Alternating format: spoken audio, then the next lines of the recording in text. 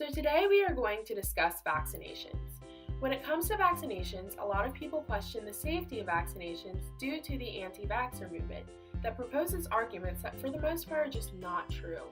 So we are going to discuss the main arguments made by anti-vaxxers because a lot of parents opt out of vaccinating their children due to these fears, because who wouldn't want to protect their child at all possible costs? But I'm here to show you that getting yourself and your child vaccinated is the best way to do just that. The first argument we will discuss is the fear of chemicals in vaccines.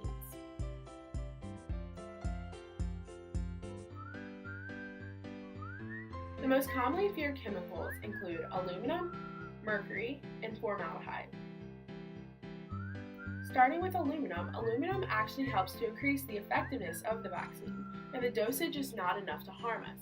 It's around 0.125 milligrams per dose, and we consume around 30 to 50 milligrams of aluminum every day in our food and drink. Aluminum can even be found in fruits and vegetables. Next up, we have mercury. Mercury actually helps to prevent bacteria from growing. Babies are exposed to mercury all the time in milk. Even breast milk has mercury in it. If you're big on seafood, you're consuming mercury. To ease your concerns though, mercury was removed from almost all child vaccines in 2001. This was only done to ease the public's concerns, but there's no evidence that the dosage of mercury in vaccines was ever harmful to begin with. It's not the chemicals that hurt us. Obviously, too much of anything is not good for us.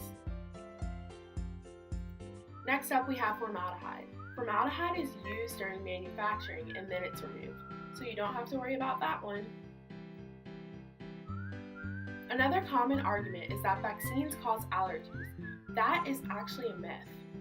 Studies have actually shown that vaccines have a protective effect relating to allergies.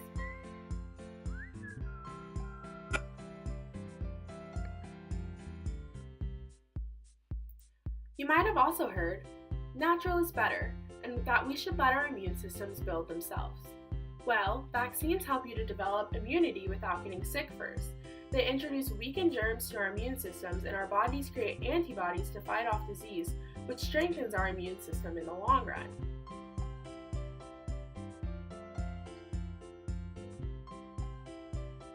And you might be also thinking, okay, but what about autism? Vaccinations do not cause autism, and that is a fact.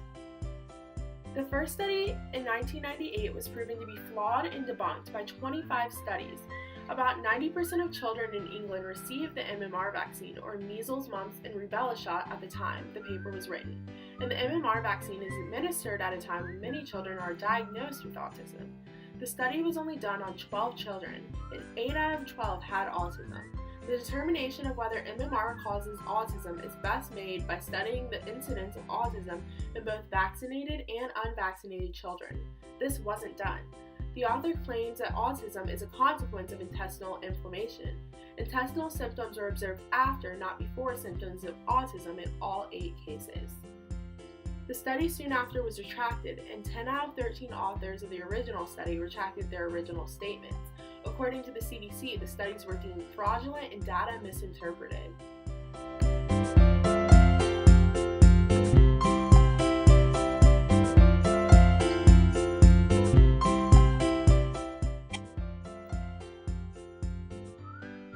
Many other studies disprove this study as well, including the study done by Madsen and colleagues between 1991 and 1998 that included 537,303 children, in which 82% received the MMR vaccine.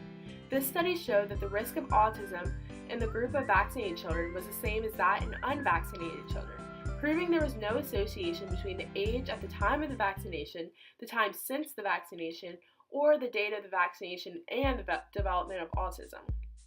Subsequent studies and meta-analysis have corroborated the findings that the MMR vaccine does not cause autism. Now that that's out of the way, you may be thinking, hey, back off. Illness only affects my baby and me. Well, you are wrong. If you are not sick, you cannot spread disease to very young or elderly people with weaker immune systems. Also, some people have medical conditions in which they can't be vaccinated, such as patients going through chemotherapy. This is where herd immunity comes into play. Herd immunity is when a high percentage of the population is vaccinated.